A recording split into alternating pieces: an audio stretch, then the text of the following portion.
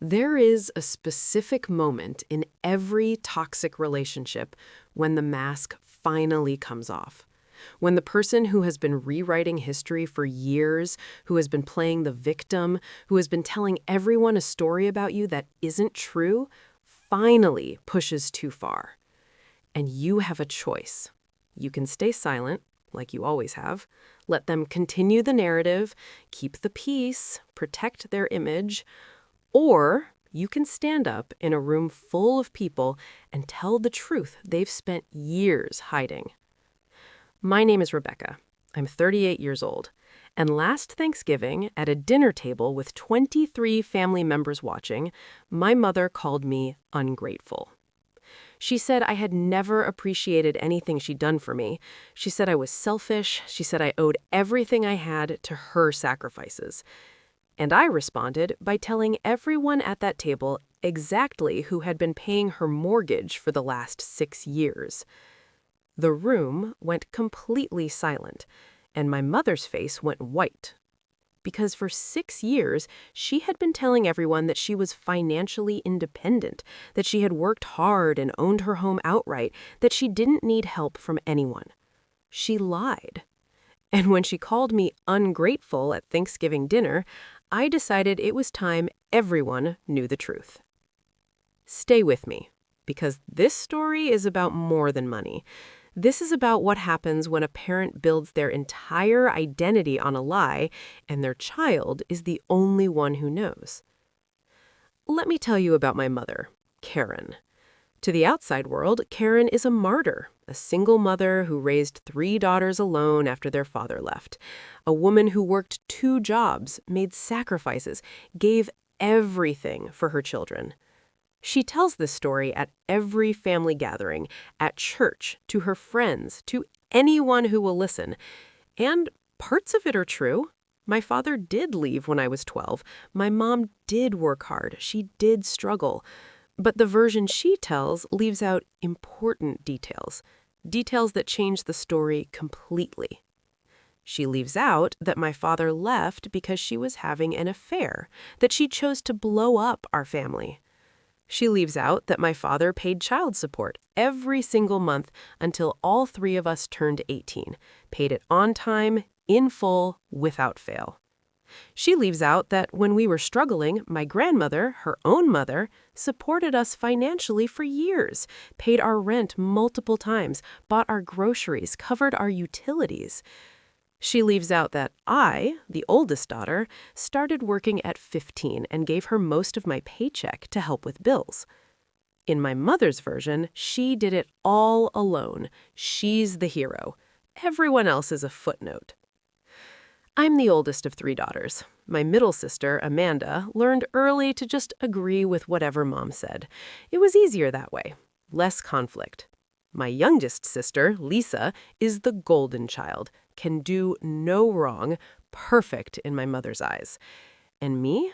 I'm the difficult one, the one who asks questions, the one who remembers things differently, the one my mother has spent 38 years trying to control.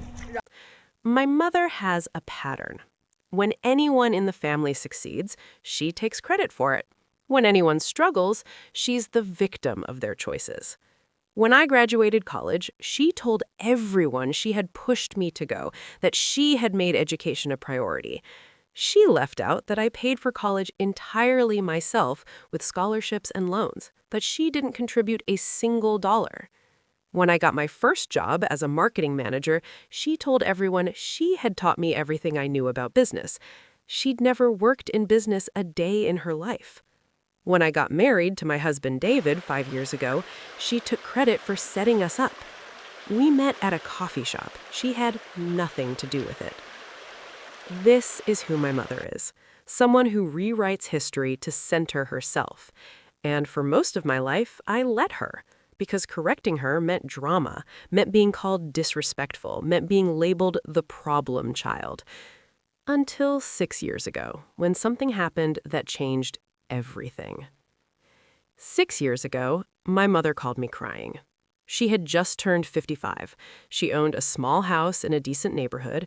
She'd bought it 15 years earlier with money from my grandmother's estate after Grandma passed.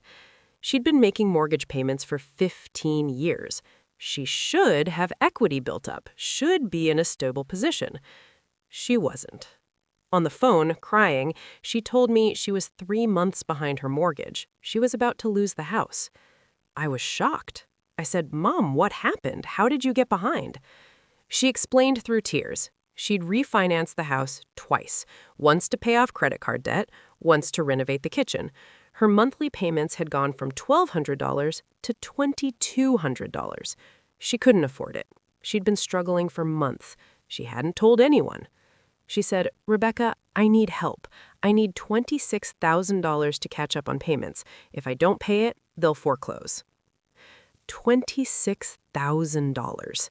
I didn't have that kind of money just sitting around. David and I were saving for our own house. We had goals. But this was my mother. And despite everything, despite the difficult relationship, I couldn't let her lose her home. I said, "Mom, I can't give you $26,000, but I can help you with the mortgage going forward. What if David and I pay your mortgage every month? You focus on your other bills. We'll cover the house payment." She was so grateful. She cried. She thanked me over and over. She said, "I'll pay you back. As soon as I get stable, I'll pay you back." I believed her. David and I paid the $26,000 to bring her current. Then we started paying her $2,200 mortgage every single month. That was 6 years ago. Here's what I asked in return. Just one thing. I said, "Mom, I need you to not tell the family about this. It's not that I'm embarrassed, but I don't want to deal with questions from aunts and uncles about family finances. Can this just be between us?" She agreed immediately. She said, "Of course, this is between us. Thank you so much." For 6 years, David and I have paid her mortgage every single month. That's $158,400 over 6 years. And for 6 years, my mother has told everyone that she owns her house outright, that she paid it off early, that she's financially independent and stable. She's lied to everyone while cashing our checks every month. I want you to understand what it was like watching my mother build this lie. At family gatherings, she would casually mention how proud she was to have her house paid off early, how smart she'd been with money, how she made sacrifices and now had security. My aunts would say, "Karen, you're so responsible. You've done so well for yourself." She'd smile and say, "I learned to live within my means. It's all about priorities." I would sit there silent, watching her accept praise for something that wasn't true. At Christmas 3 years ago, my mother gave financial advice to my cousin who was struggling. She said, "You need to be smarter with money. Look at me. I own my home. I don't have debt. You need to learn discipline." My cousin nodded, ashamed. I said nothing. Last year, my mother volunteered to host Thanksgiving at her house. She redecorated the living room, new furniture, new curtains, expensive. My aunt commented on how nice everything looked. My mother said, "When you don't have a mortgage hanging over your head, you can afford to enjoy life a little." I looked at David across the room. He raised his eyebrows. We both stayed quiet. But it was eating at me, this lie she was living, this narrative she'd built where she was financially successful and independent, all while David and I paid her bills, while we delayed buying our own house because we were paying for hers. I tried to talk to her about it once, privately. I said, "Mom, when you tell people the house is paid off, it makes me uncomfortable. We're still paying the mortgage." She looked at me like I was crazy. She said, "Rebecca, I'm not telling anyone about our private arrangement. That's between us." I said, "But you're telling them the house is paid off. That's not true." She said, "The house will be paid off eventually. I'm just simplifying the explanation." She wasn't simplifying. She was lying and using our money to build a false image. But I still stayed quiet because that's what you do in families like mine. You keep the peace, you protect the image, until last Thanksgiving. Last Thanksgiving, my mother hosted again. 23 people at her house. My sisters and their families, my aunts and uncles, cousins, everyone. My mother made a huge production of the meal. She'd spent days cooking. The house looked perfect. She was in her element. Midway through dinner, the conversation turned to my youngest sister, Lisa. Lisa and her fiancé had just gotten engaged. They were looking to buy their first house. My aunt asked Lisa, "Have you thought about where you want to buy?" Lisa said, "We're looking at a few neighborhoods, but houses are so expensive. We don't know if we can afford what we want." My mother jumped in. She said, "Lisa, you just need to be smart about it. Look at me. I bought my house when I was 40. I worked hard, I made sacrifices, I paid it off early. You can do the same if you prioritize correctly." I felt my jaw tighten. My uncle said, "Karen, paying off a mortgage early is impressive. How did you manage that?" My mother said, "Discipline." Thanksgiving dinner ended shortly after that. My mother locked herself in her bedroom. My sister Lisa tried to defend her, saying I shouldn't have aired private business publicly. My sister Amanda pulled me aside. She said, "I had no idea. Why didn't you tell me?" I said, "Because it wasn't about anyone else. It was between me and Mom, until she made it public by attacking my character." We left shortly after. David was quiet on the drive home. Finally, he said, "Are you okay?" I said, "I don't know. I feel like I just nuked my entire family." He said, "She called you ungrateful while you've been paying her bills for 6 years. You had every right."